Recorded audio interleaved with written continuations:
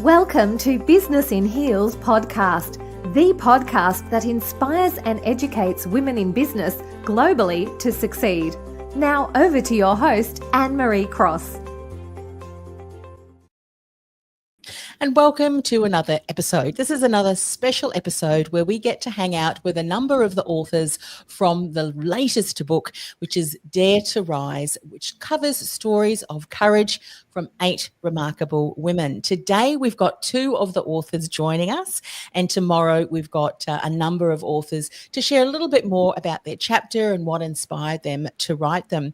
Now, at Business in Heels, we're excited to share the Dare to Rise. It's a powerful collaboration of stories from, as I mentioned, 8 incredible women who have faced life's toughest challenges with resilience and grace. Their authentic stories of healing and courage remind us that we are not alone and that our struggles are just part of a larger human experience.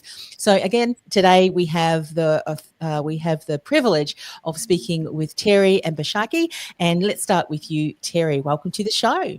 Thank you. Let's get a bit of an overview of, Terry, what you do, what's your involvement, to provide a bit of context about the work you're doing. Okay, so I'm a breathwork practitioner as well as a rapid transformational therapist.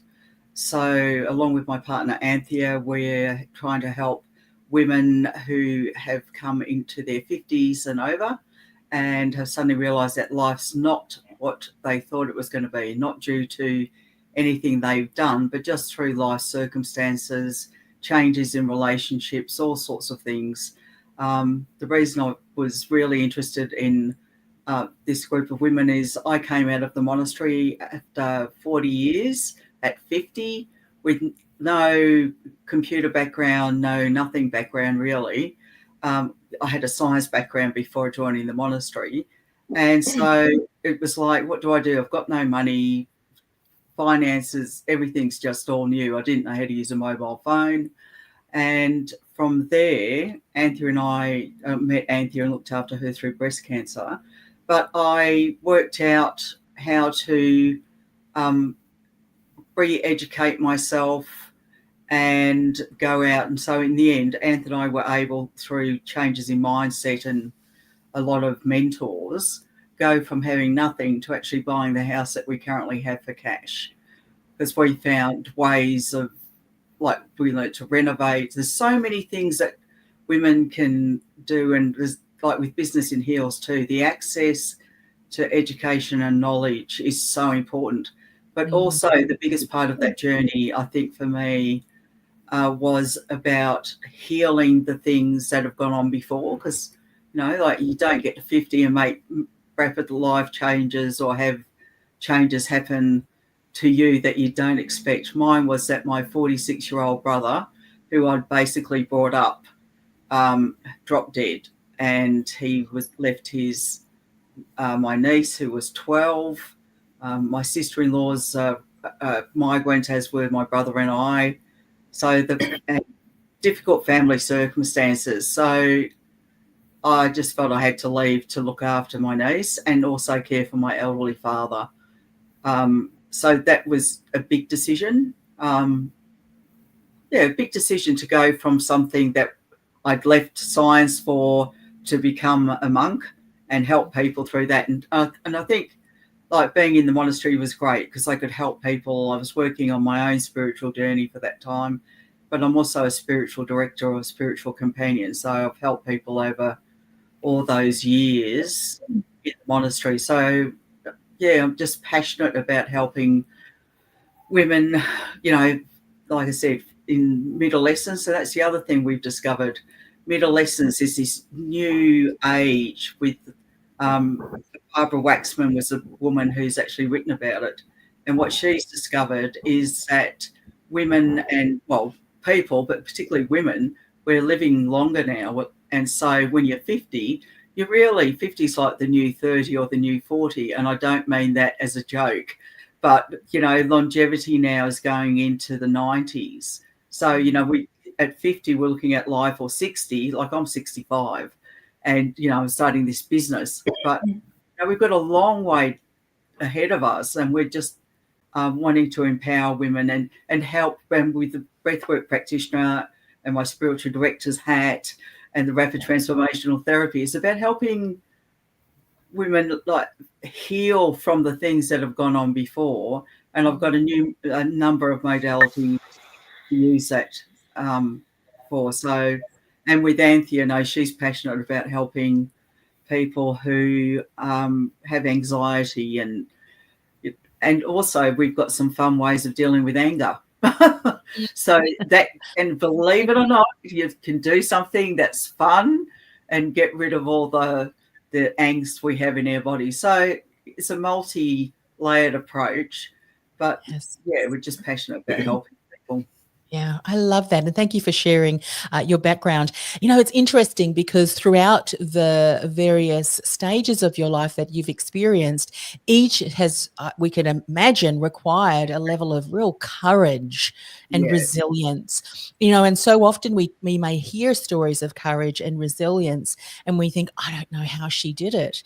But I guess going back and thinking about the situation, sometimes we just step forward because not that there's no other choice. We always have a choice, but we choose to do something because something drives you forward.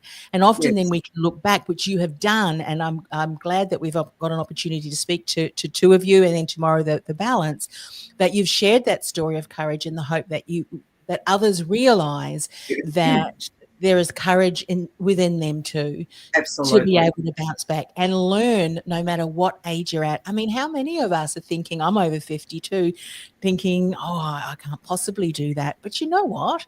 Don't limit yourself because it really is up to you, and what that may look like. I love that. So your chapter is... sorry, Terry. I was going to say, and think about the thing too that we bring as being older women is a really multi-level of experience. Like, it's not like for all these years we've just been in one particular phase of life or just doing one thing. And, particularly women who've been nurturers and caregivers through being mothers and things, there's a whole bunch of skills that women have picked up through life. And that's what we're passionate about, is helping people uncover, sort of like gold mine, these amazing things and skills and abilities they have within them. Yes, I love that. And if you think about even older generations, they had family networks that had all ages. They were very much community minded and community driven, if for want of another word. And a lot of those older ladies, mature ladies, what wealth and knowledge and support to be able to hand down and be a mentor to the younger ones. Absolutely. We've got a lot more patience for those of us who have grandchildren. I know this is me for one. I'm far more patient with my grandchild than I was with my children. Yeah. And so there's real gold, I think. And I somewhere, I can't remember where it was yesterday, that was saying, somewhere read about 50, and I agree with what you're saying. Age should not really be a factor. No. And the wealth and depth of experience that people gather throughout their life makes them a wealth of knowledge. Absolutely. And what drives people? Stories, experiences, and it's like, wow, let me open my box of goodies. I can share lots of stories and learnings and lessons. So let's talk about your chapter title, A Breath of Life, Memoir of Resilience and Transformation. And I think we can understand a little bit now why you were encouraged to write that chapter. But if you think about the ladies and perhaps those who are listening today, who after today's interview think, I want to get a copy of that book and read all of the stories inside the pages, what would you say would be some of the key lessons and insights that someone who's reading your book would walk away with? What would you say? What were some of the key lessons? Personally or collectively? Maybe should we do one personally and then do a collectively? Yeah, cool. One of each. Yeah, so personally, it was very healing for me to be able to sort of look back and collect like memories and sort of like bit like going on a hike and we're going backwards, and you sort of come to a mountain and you think, oh, wow, like to look at life in hindsight and then realise where I'd come was quite healing for me. Like, particularly things like, when I was 16, what I was faced with, and like I just dealt with it at the time. And that's an instance I'm referring to is at 16, my mum decided she wasn't going to stay at home anymore because she couldn't cope with the way Dad was hitting me and all that stuff and all the stuff in the home. So she left, and then a week later, Dad left. He said, you're 16, you're an adult. Here's the mortgage book. Here's the bills. Take care of your brother and see you later. So, like for me, the only situation there was, what am I going to do to make this work? And I was still at high school, and so was my brother. And he was 14. So, that was a really big thing. And I think that's the whole thing about resilience and transformation, because resilience is the ability to be able to be pliable and think outside the box. So as a 16-year-old, I started my own dishwashing business. I'd walk around and do people's houses, deliver pamphlets, and go to school. I had to give up playing the violin and playing judo. But, you just have to make decisions like, all sorts of caregivers do. So I think the whole thing is, what do you do with those situations? And that's what it was for me many times. What do I do in those situations? Like, what are the possibilities? What are the things that I can make work in this situation? And I think I've always been like that ever since I was little. Mum and Dad both worked, which was quite unusual. They both worked shift work. Dad was a policeman, Mum was a nurse. So lots of time on our own. And yeah, I think, and watching my dad and my mum, and they'd both been through the war, and seeing their resilience, because they went through some horrible things, and growing up in post-war Britain, it's still affecting us, food shortages and things like that. So, we thought soup was a main course, and, one piece of toast with some pilchards on or something, and you're just grateful. So I'm grateful for all those experiences, and also for the things that my parents as they were, because I think that brushed off. And it's all those things. There's all the things I was saying before. They build up within us. They make us who we are. And there's so much gold there if we can sift through it. Yes. And that's what Anthea and I are passionate about, is helping people not block things out, not do damage to themselves, but to actually sift through things that seem to have been tragedies and get the gold or the diamonds that really are there. And if you look at a diamond, we only get a diamond because coal's gone under pressure. And we find gold. We only find gold down where the fishes are, down in the earth or under the sea. So, I think that's for me, and we just want to help people find that. And what we found with breathwork, because like I said, we're both breathwork practitioners, is that breathwork is such a gentle way of going into your body and letting your body tell you what to work on. So it takes us away from our heads and the shoulds and shouldn'ts, and just allows us to be a embodied person. And for me, I was always trying to escape my body because of abuse and a whole stack of things. So it's not safe being in there. And to do breath work and discover, safety and wisdom within my being is really freeing. Yeah, beautiful, beautiful.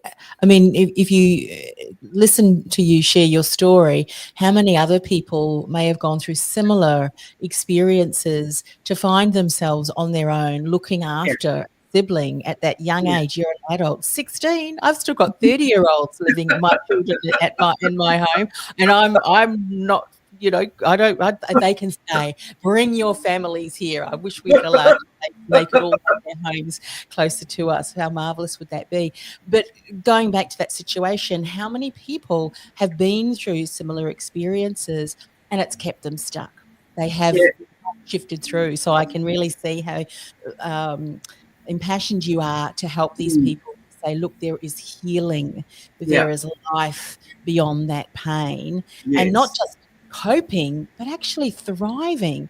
Because I Yes. just look at your smile, Terry, as you're sharing the work that you do with clients, and you're glowing. You know, Oh, you're thank you. glowing. And as you're sharing your story, I'm sure all of us, we just want to give you a virtual hug and say, oh my goodness, you know, but good on you, because Thank you. courage, resilience, transformation, you just embody that.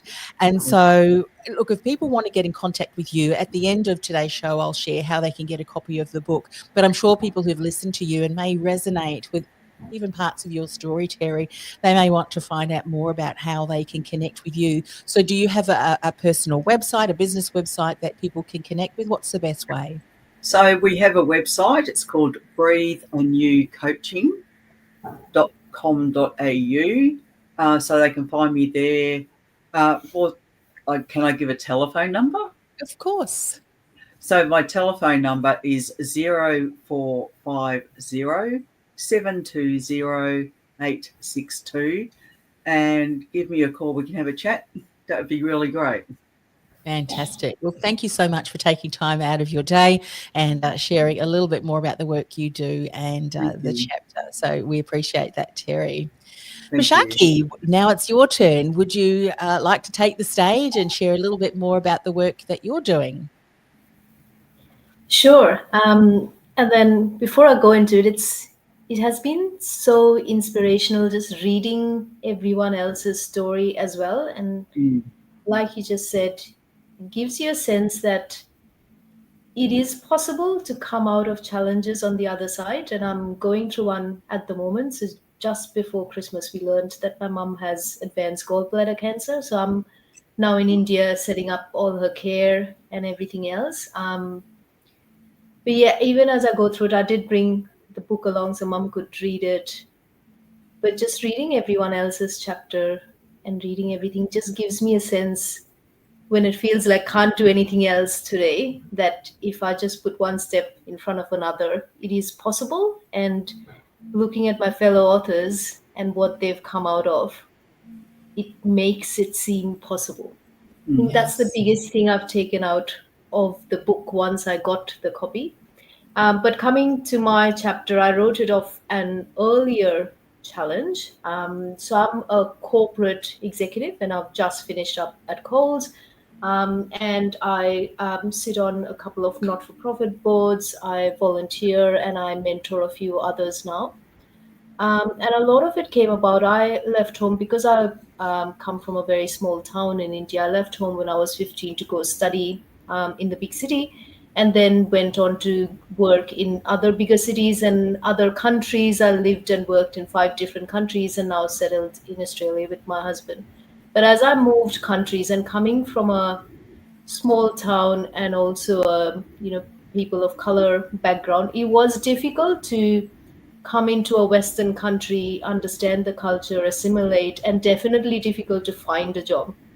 So when I first came into Australia, it took me a full year. I had already had nearly a decade of quite a global career by then, but it took me a year to find a job. And I had just lost my job in the financial crisis. And it was a challenge. My identity was kind of tied up with just who I was in terms of a job. I had also just gotten married. I had stepkids for the first time. I had moved to a new country. And there was just too many new things all at the same time for me to figure it out. And by the end of the year, it was a lesson in letting go a bit. Because throughout all my life, it was like, oh, if I just do these steps, if I study hard, if I do well in this exam, if I do exactly this, I will do well in life. And this was the first time things were outside my control. And it was a lesson in a bit of letting go. And it's a lesson I keep coming back to because it's not something that you learn once and then you do well. After that, you have to keep coming back to that. So Terry, like you said, it was a personal journey of looking back at it in hindsight and realizing what I can do, but also realizing the lessons for myself in future chapters of my life. When I come back and want to be too controlling again, I kind of look back at that and go, what a lesson I've learned.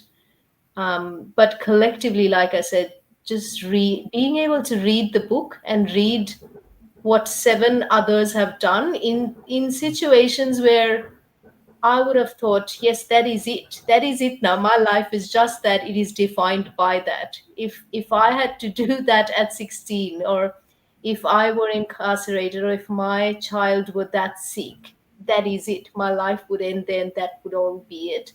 To see these 7 women come out of it and thrive, not just come out of it and survive, but actually thrive. It was such a privilege to be able to read those experiences.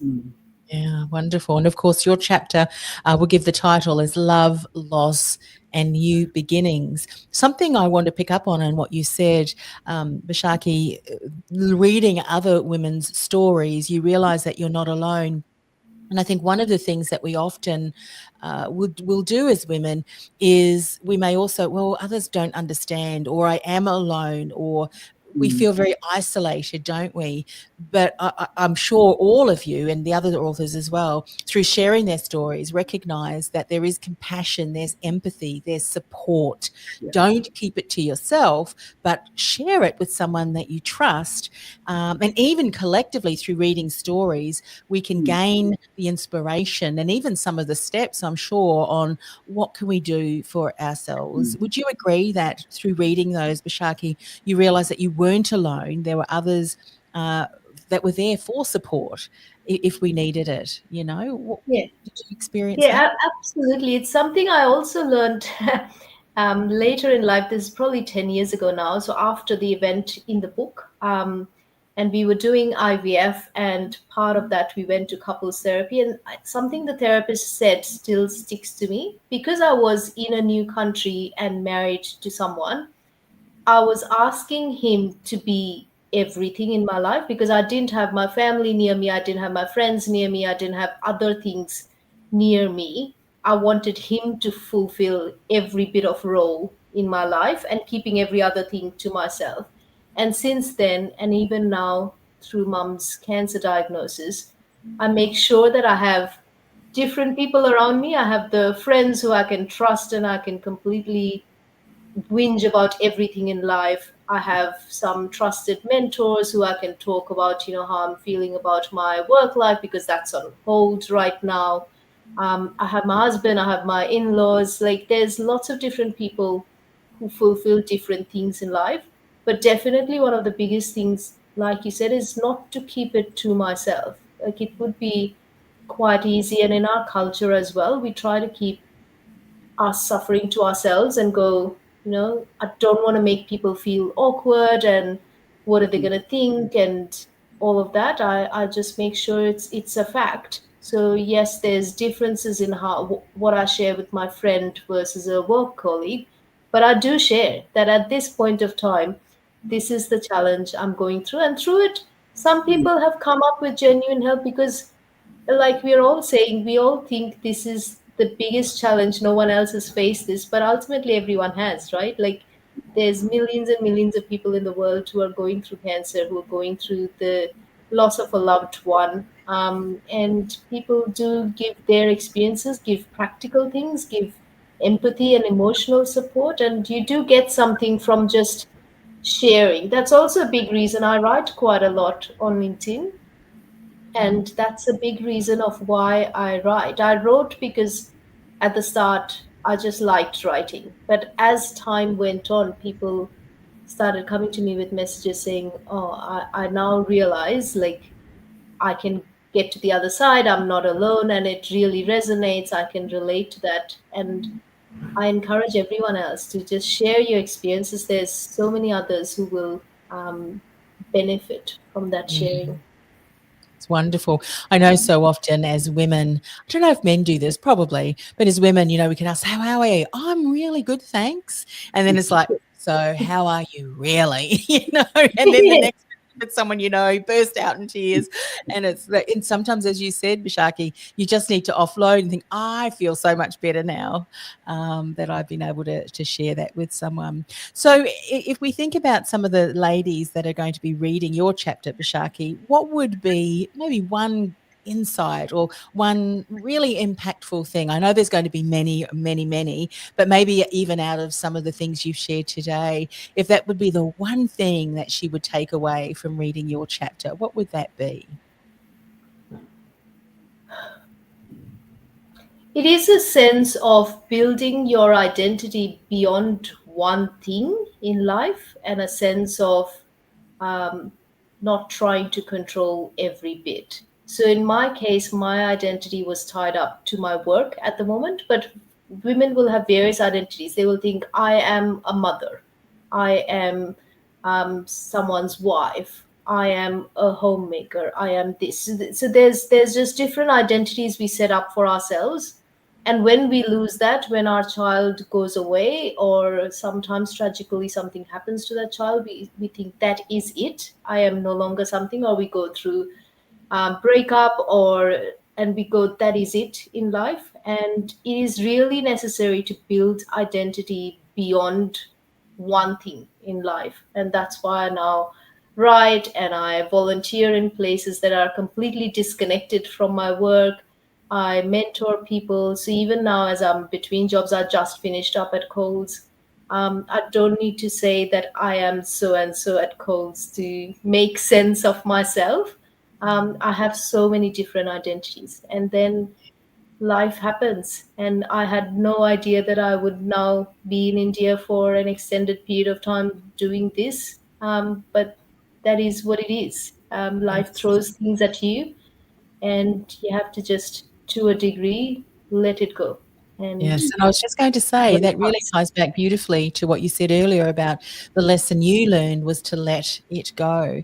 Because how often, if only I had done that, or I no longer can resonate as a stay-at-home mum, if that's something that you're doing, or a business owner, say, for instance, because of what's happening in the world, you need to change an aspect of your business because of changes and things. If we're so, as you said, so tied our identity to that particular thing, there's so much more, isn't there? There is just so much more, and the ability to let it go, because through that, you can then get the healing and then the support and the learnings to take you to the next level. And how many people, I mean, Terry is just an example of this, as are each and every one of you, but they go back through stories such as this, overcoming challenges, and to the point where, not that they'd want to have gone through that had they had a choice, but the learning and the lesson, the character shaping, what they're able to do now is because of that situation.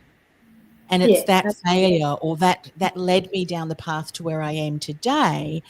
And not that I'd want to go through it again, but just how much greater are you able to impact not just yourself, but others around you. And that's pretty awesome. I think each and every one of us thanks you each for taking the courage to actually express that. So I know, Bishaki, you said you're in between jobs at the moment, but you've mentioned a number of times that you love to write. So I wonder if that is a really good place for us to connect, or other people to connect to you on LinkedIn.